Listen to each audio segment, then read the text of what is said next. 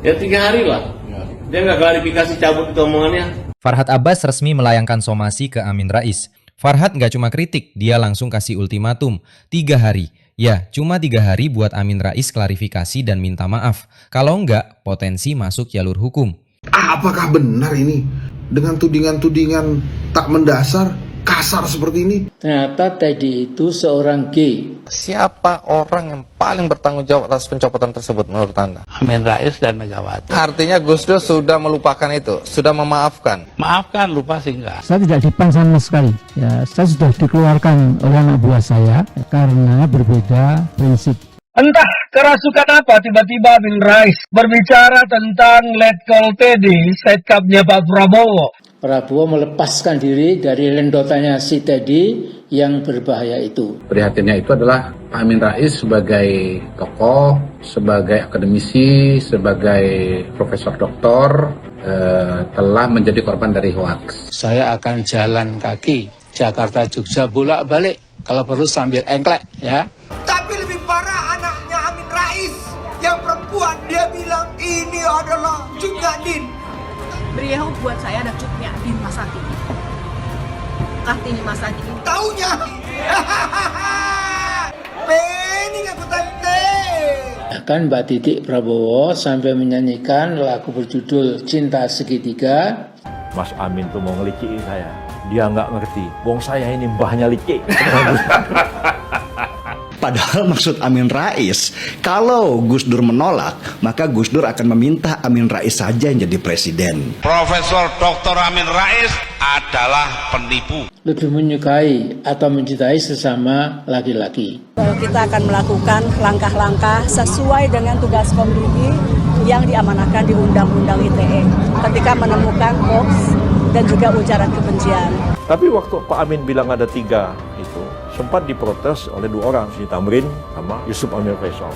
Ini Pak Amin bagaimana? Wah, Pak Amin langsung ketok palu, sah. 3 hari kemudian saya datang ke MPR. Saya cek di Sekretariat Jenderal, ternyata tidak ada syarat-syarat. Sesungguhnya saya ikut malu yang membicarakan kedua orang ini. Itu sudah dibilang disclaimer bahwa itu bukan asli, itu adalah kepentingan entertainment. Jadi saya merasa saya dikerjain sama Amin Rais. Dan saya berkali-kali ngomong seperti ini terbuka di TV. Dan sampai hari ini Amin Rais tidak pernah membantah. Kalau dia bantah, saya akan ladeni. Ternyata Teddy itu seorang gay, seperti kaum Nabi Lut pada zaman dulu. Pak Amin tuh bilang, saya mau cari Gus Dur dan dia mau kembali ke rumah. Artinya apa? Dia melanggar sumpahnya sendiri, janjinya sendiri. Lah orang melanggar sumpah atau janji itu kan penipu toh? Blunder. Terlalu. Bagaimana tidak gila orang ini? Konten AI yang kita tahu adalah rekayasa dari artificial intelligence, dia jadikan bahan untuk menyerang pemerintah. Dan khusus kali ini adalah Presiden Prabowo dan Seskap Teddy. Sontak saja pernyataan Amin Rais ini memantik reaksi dari berbagai kalangan. Di waktu berapa lama, berapa hari? Ya 3 hari lah. Dia nggak klarifikasi cabut itu omongannya. Farhad Abbas resmi melayangkan somasi ke Amin Rais. Bukan main-main, ini soal tuduhan keras yang diarahkan ke Prabowo Subianto dan Teddy Indrawijaya. Masalahnya, pernyataan Amin Rais yang beredar di media sosial dinilai sudah kelewatan, mengandung penghinaan, pencemaran nama baik, bahkan disebut sebagai fitnah yang berbahaya. Farhad nggak cuma kritik, dia langsung kasih ultimatum, 3 hari. Ya, cuma 3 hari buat Amin Rais klarifikasi dan minta maaf. Kalau nggak, potensi masuk jalur hukum. Dan ini bukan sekedar drama politik biasa. Farhad menilai ucapan itu bisa memicu perpecahan, bahkan mengganggu stabilitas. Apalagi disampaikan oleh tokoh publik, dampaknya bisa luas. Bukan cuma opini, tapi bisa jadi pemicu konflik. Secara hukum juga serius, pernyataan itu disebut berpotensi melanggar pasal penghinaan terhadap presiden dan pejabat negara. Artinya, ini bisa naik level dari sekedar kontroversi, jadi kasus pidana. Di sisi lain, pemerintah juga bergerak. Meutia Hafid menyatakan konten tersebut mengandung hoaks dan ujaran kebencian. Langkah cepat langsung diambil, video di take down. Tapi ingat, ini belum selesai. Penanganan tetap berjalan dan mengacu ke Undang-Undang ITE. Artinya, bola masih bergulir dan bisa makin panas. Sekarang pertanyaannya, Amin Rais akan klarifikasi atau justru lanjut berhadapan dengan proses hukum? Termasuk diantaranya yang bereaksi keras terhadap pernyataan provokatif bersumber data tidak valid ini adalah Kepala Badan Komunikasi Pemerintah atau Kepala Bakom RI Muhammad Kodari dan juga Menteri Komunikasi dan Digital Indonesia atau Menteri Komdigi Mutia Hafid. Kalau saya prihatin ya setelah melihat video Pak Amin Rais itu, prihatinnya itu adalah Pak Amin Rais sebagai tokoh, sebagai akademisi, sebagai profesor doktor telah menjadi korban dari hoaks. Kenapa korban dari hoaks? Karena dasar penilaian atau tudingan bahwa Pak Seskap Letko Teddy adalah gay itu adalah sebuah akun yang di dalamnya berisi lagu berjudul Aku Bukan Teddy, yang dianggap oleh Pak Amin Rais bahwa yang menyanyi itu adalah Ibu Titi. Padahal kalau kita tonton video lagu Aku Bukan Teddy itu jelas bahwa satu yang nyanyi bukan Bu Titi, yang kedua gambar Bu Titi di situ adalah kompilasi atau kolase dari berbagai gambar yang sebetulnya tidak ada hubungan dengan lagu. Bahkan saya lihat di akun aslinya ternyata di situ sudah dibilang disclaimer bahwa itu bukan asli, itu adalah kepentingan entertainment ya, walaupun mungkin punya motivasi politik ya. Jadi ini contoh dari bahaya hoax dalam medsos, bahaya dari AI. Ini, bagaimana seorang tokoh sepintar ya, sesenior seperti Pak Amin Rais itu bisa menjadi korban hoax. Jadi statement dari Pak Amin Rais tentang Pak Teddy itu adalah dasarnya hoax. Mereka sangat prihatin dan menyayangkan bagaimana orang seintelek dan sekaliber seperti Amin Rais ini bisa kepleset gara-gara nonton video AI dan dia lupa bahwa itu adalah hasil rekayasa teknologi digunakan untuk menyerang Presiden Prabowo dan Seskap Teddy. Salah satu pernyataannya yang paling menyakitkan adalah menganggap bahwa Teddy itu seperti pada kaum Nabi Lut, yaitu orang yang menyukai sesama jenis, gay. Saya barusan nonton video mirip Pak Amin Rais. Saya nonton lagi. Saya nonton lagi. Kok aneh ya? Ini apakah benar ini Amin Rais tokoh reformasi, tokoh senior bangsa? Masa bicara dengan tudingan-tudingan tak mendasar, kasar seperti ini ke pejabat negara lagi, generasi muda lagi? Iya, yang bicara tentang Mas Seskap Letko Teddy itu loh. Tapi kalau yang belum nonton, nonton sendiri. Karena saya ragu, masa sih Pak Amin Rais ngomong gini? Terus kemudian ini tuh pesan komunikasinya disampaikan ke siapa? Ke Pak Prabowo kah? Atau ke Mas Seskap kah? Tapi pertanyaan mendasarnya nih, bener nggak ini Amin Rais? Karena sebagai sosok senior bangsa, saya yakin banget Pak Amin Rais pasti akan memberikan masukan-masukan positif, memberikan contoh yang baik. Kalau beneran ini nggak AI, saya yakin Pak Amin Rais mau minta maaf ini supaya tidak terlalu gaduh, tidak membuat isu-isu liar. Kalau menurut saya sih, janganlah kalau ada yang mau bikin AI kayak gini pakai tudingan-tudingan nggak mendasar, bikin gaduh kita aja. Kita lagi pusing cari duit nih, sama nih untuk hari pertamanya dalam 80 tahun Indonesia merdeka, negara sama rakyat sama-sama pusing cari duit. Ya. Dan kita tentu masih ingat bagaimana Bapak Sengkuni Nasional ini karena gara-gara belum melaksanakan nazarnya untuk jalan kaki dari Jogja ke Jakarta bila Jokowi menang. Saya akan jalan kaki Jakarta Jogja bolak-balik, kalau perlu sambil engklek, ya. Nah, mungkin ya gara-gara dia melanggar nazarnya sendiri, sekarang jadi kualat. Dan sebagaimana ucapan Gus Dur bahwa orang ini, Amin Rais ini, bakalannya menjadi gelandangan politik di hari tuanya. Entah kerasukan apa tiba-tiba Amin Rais berbicara tentang Letkol Teddy, setcapnya Pak Prabowo, yang menuding bahwa berdasarkan informasi beredar di media sosial bahwa Teddy adalah seorang gay, bahkan mengibaratkan pada zaman Nabi Lut. Amin Rais juga dalam video yang beredar itu mengatakan bahwa Titik sampai menyanyi tentang Teddy. Aduh, padahal itu kan kompilasi. Titik itu nggak pernah nyanyi begitu. Tapi oke lah, saya tidak mau membahas itu. Saya mau membahas betapa beraninya Amin Rais mengeluarkan sebuah pernyataan. Dan ini menjadi diskursus sebetulnya bagi kita semua. Bayangkan coba, kalau yang disampaikan Amin Rais itu benar. Nggak kebayang.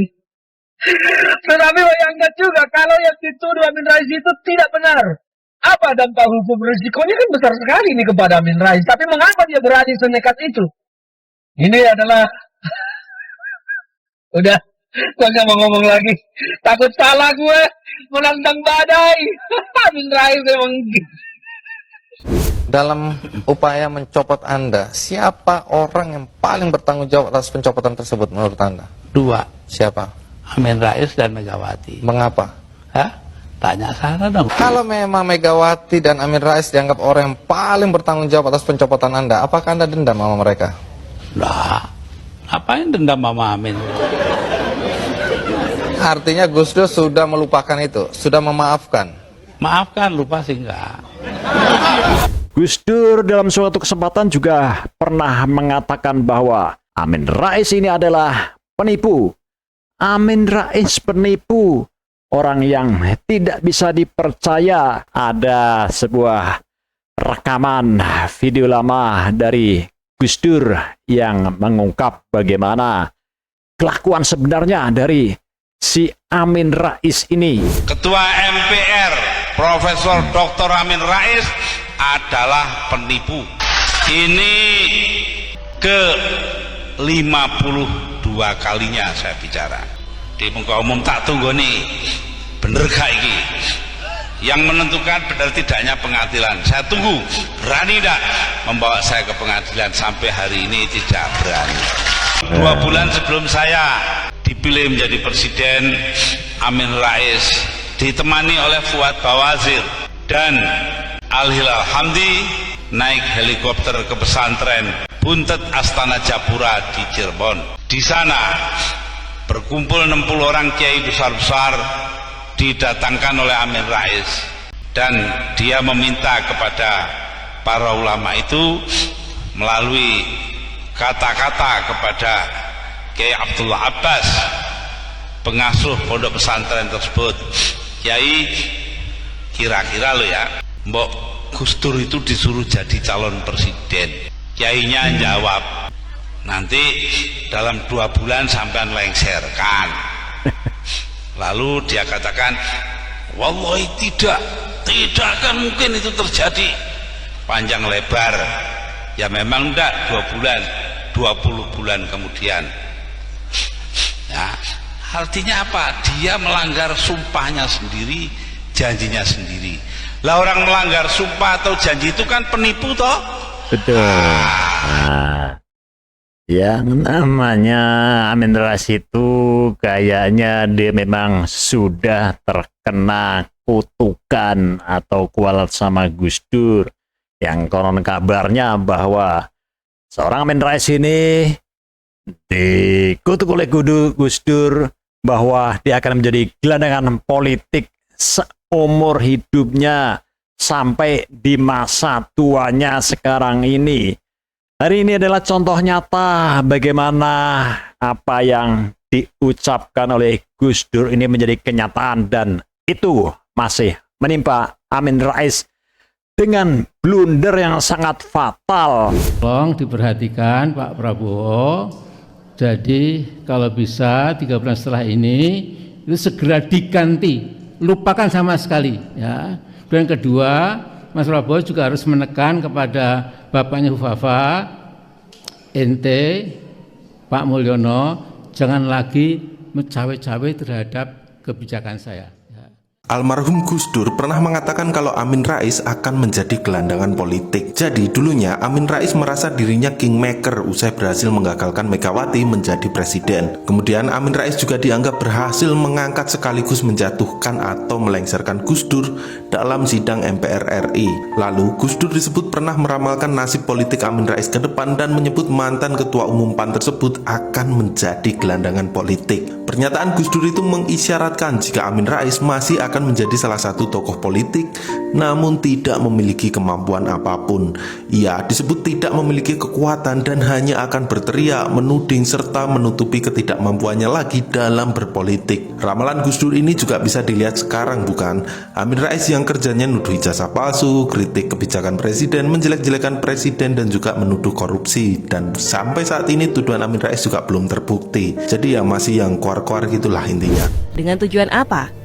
Jujur saja saya sampai sekarang tidak tahu apa yang menjadi motivasi Amin Rais dalam menggulingkan Gus Dur.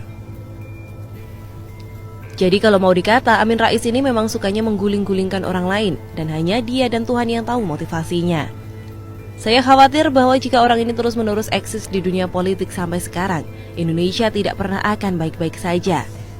Dan di dalam cerita orang belakang Gus Dur, saat mereka mencoba memberikan penawaran melawan akan massa yang dikumpulkan Amin Rais, Gus Dur malah justru menentang dan melawan pemikiran yang bersifat kudeta melawan kudeta.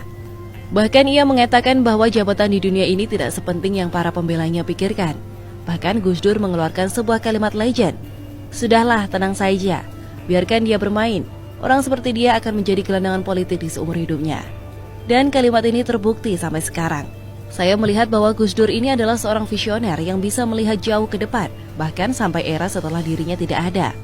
Gus Dur meramalkan tokoh bernama Amin Rais yang dicap sebagai Sengkuni ini sebagai gelandangan politik. Padahal kalau mau dilihat, secara fisik Gus Dur sangat terbatas, apalagi dalam mata fisiknya. Tapi bicara tentang mata yang memandang ke depan secara non-fisik, Gus Dur paling jago. Ramalan yang ia katakan hampir bisa disejajarkan dengan ramalan Jayabaya dan Wangsit Siliwangi yang menyatakan bahwa kepemimpinan itu ada di atas pemuda yang berdiri di atas kepala banteng. Ramalan ratusan tahun silam yang menjadi kenyataan di saat ini oleh kepemimpinan Joko Widodo. Kembali lagi ke Sengkuni Amin Rais yang sekarang sudah dibuang oleh PAN. Aku yakin demokrasi itu jalan baik kalau kebebasan mengungkapkan pendapat yang dijamin Undang-Undang Dasar kita itu tidak dibatasi, tidak diberangus. Jadi Teddy ini sesungguhnya kan cuma sekretaris kabinet, tapi dia seolah menjadi lebih berwibawa, lebih penting dari sekretaris kabinet. Dia bisa memilah-milah tamu mana yang bisa diterima, kemudian tokoh mana yang bisa terima, mana yang tidak. Saya tidak menyebut nama, tapi saya punya teman menteri, ya, Menko, ya, yang bilang sama saya, Mas Amin, saya itu kadang-kadang mau ketemu presiden saya itu tidak bisa, karena kata Teddy tidak ada waktu atau belum ada waktu gitu. Padahal Pak Prabowo ada. Saya diberitahu ahli-ahli hukum itu, Komdiki tidak berhak. Ya, jadi yang berhak itu si Teddy, nah itu baru akan dibawa ke pengadilan. Dan sebagaimana dikatakan oleh mantan KSP Ali Mokhtar Ngabalin, mulut Amin Rais adalah seperti comberan yang hari-hari maki orang, hari-hari maki pemerintah. Ya, saya sudah pernah selangkah lagi jadi presiden, saya mundur. Ya, padahal kalau saya ngotot pada waktu itu dan Amin Rais tidak melakukan manipulasi, saya presiden secara aklamasi. Karena menurut TAP MPR pada waktu itu, kalau calon presiden yang memenuhi syarat cuma satu, itu diketok lalu disahkan oleh MPR.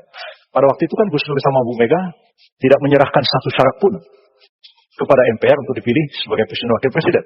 Tidak ada surat kesehatan, kelakuan baik, surat dari Mahkamah Agung, tidak sudah valid, sudah terdaftar dan sebagainya. Kelakuan baik, nggak ada sama sekali. Dan sudah cek ke MPR 3 hari sesuai sidang MPR. Hanya Pak Amin aja mengatakan 3 calon, ya disahkan. Padahal jam 8 pagi ketika pendaftaran ditutup, ya cuma saya sendiri. Dan saya udah ketawa sama teman-teman. Lihat nih, saya masuk ke DPR, saya jadi presiden nih. Karena saya calon tunggal. Terus saya rela mengalah, memberi kesempatan kepada Gus Dur untuk menjadi presiden pada waktu itu. Jadi saya tidak bercuri kalau saya mengatakan saya tidak terlalu cinta dengan jabatan. Ya begitulah Amin Rais sebagaimana yang kita kenal saat ini.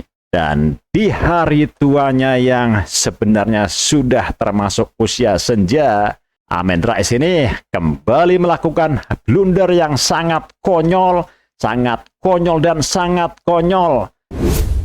Kayak Pak Amin Rais, ngomongnya kayak comberan. Hari-hari maki orang, hari-hari menyebutkan tidak ada baiknya Jokowi, tidak ada baiknya pemerintah.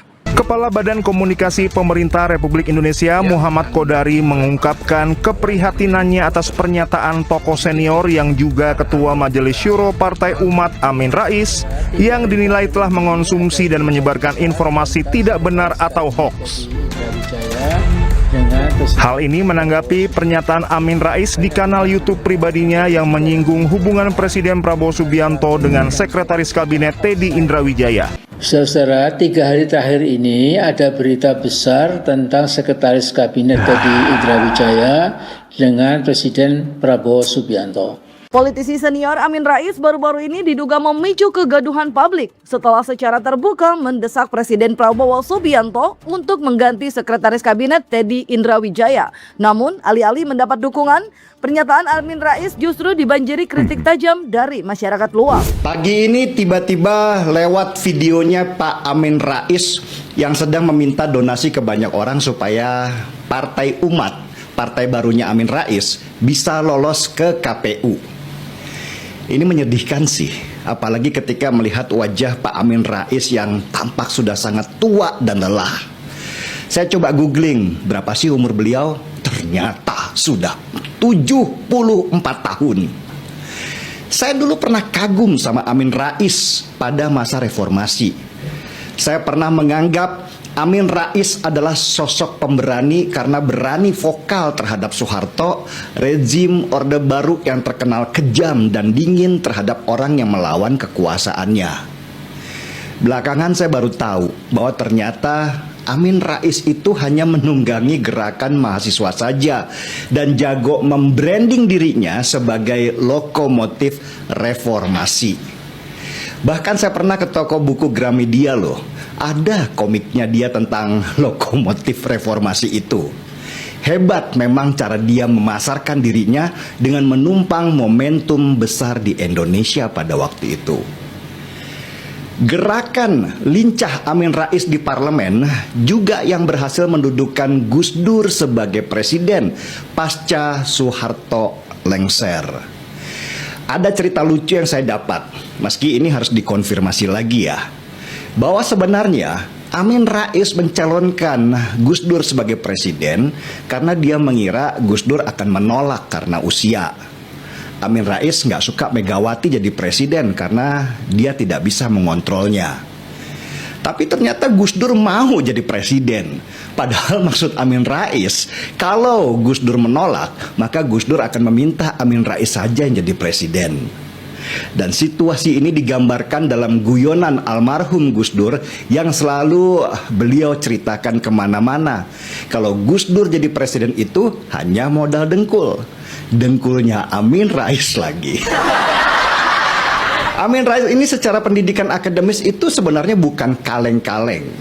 Kalau saya googling lagi, beliau ini bergelar profesor doktor.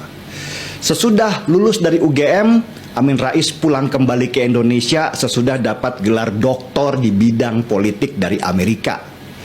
Dia pernah juga jadi pimpinan Muhammadiyah. Jadi seharusnya secara strategis dia punya segalanya untuk bisa jadi pimpinan tertinggi di negeri ini. Tapi dengan semua yang dia punya, ternyata jabatan presiden itu bukan takdirnya Amin Rais. Inilah pernyataan dari Komdigi 1 Mei 2026 di akun media sosial Komdigi. Pemirsa, Mutia Hafid, Menteri Komunikasi dan Digital, menyatakan bahwa salah satu video yang diunggah oleh Ketua Majelis Syuro Partai Umat itu berisi dugaan hoax, fitnah, serta mengandung ujaran kebencian yang diduga diarahkan ke kepala negara. Komdigi menilai ruang demokrasi digital merupakan ruang adu gagasan, bukan ruang memproduksi konten kebencian yang justru menyerang martabat manusia siapapun.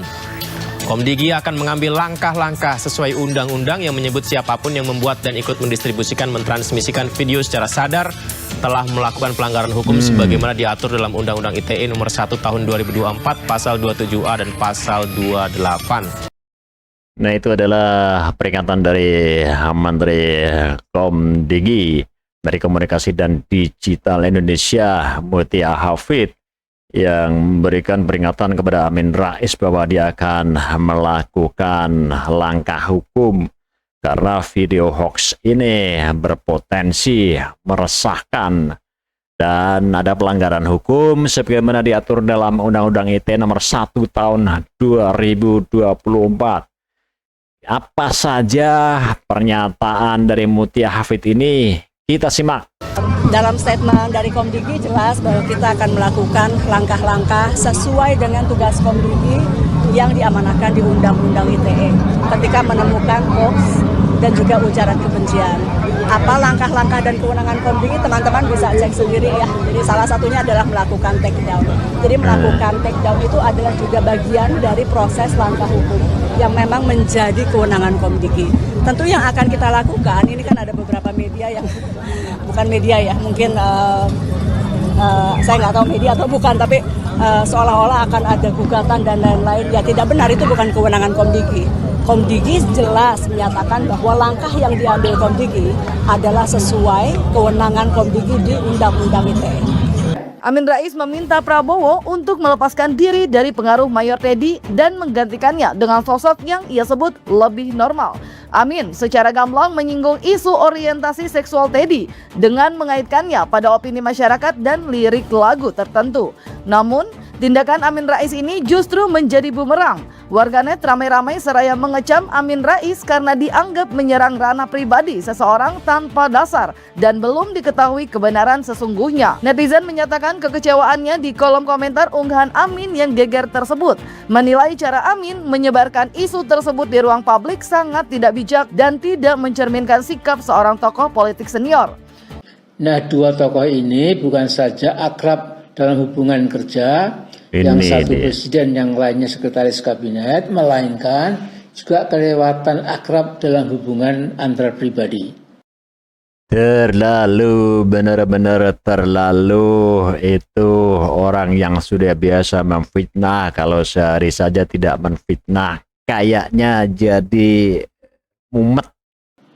Sesungguhnya saya ikut malu yang membicarakan kedua orang ini, berdasarkan pendapat atau opini masyarakat seperti bisa kita pantau, ternyata Teddy itu seorang gay, seperti kaum Nabi Lut pada zaman dulu, lebih menyukai atau mencintai sesama laki-laki. Inilah orang yang menyebar hoax ya, isu seskap dengan presiden. Rakyat sudah tidak percaya dengan si gelandangan politik ini ya. Saya harus mengatakan sejujurnya karena saya waktu itu sudah cukup paham ya, ketika kita reformasi 23 tahun yang lalu itu, sekarang lebih paham lagi. Kita mengingatkan Amin Rais bahwa dalam sejarah gerakan 98, Amin Rais tidak pernah menjadi bagian dari gerakan mahasiswa itu sendiri. Kalau salah satu tuntutan reformasi itu adalah turunkan harga, Soeharto dan keluarga, saat itu istilah kita, Amin Rais tidak terlibat sebelumnya seperti itu.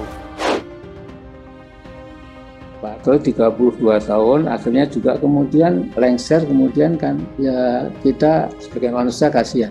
Nah, kalau yang kita tahu kan reformasi tidak bisa kita lihat cuma tanggal 18 Mei, tapi harus mundur 1 tahun berikutnya. Misalnya Amin Rais memang tidak pernah menolak Soeharto sebelumnya. Bahwa dia pernah muncul ya tanpa diundang oleh kekuatan mahasiswa yang saat itu sedang melakukan pendudukan DPR, bahwa dia pernah terlibat dalam pertemuan-pertemuan dengan kelompoknya dan bukan dengan gerakan mahasiswa, yaitu urusan Amin Rais. Jadi belum pernah ada menurut saya Indonesia ini segawat seperti sekarang ini. Nah kemudian jangan sampai kemudian Pak Jokowi berakhir kurang elegan lah. Amin Rais hebat, lokomotif demokrasi. Tapi apa dia bisa mengubah Indonesia? Selama dia menjadi ketua lembaga tertinggi negara, tidak berubah, korupsi masih banyak, krona-krone masih banyak.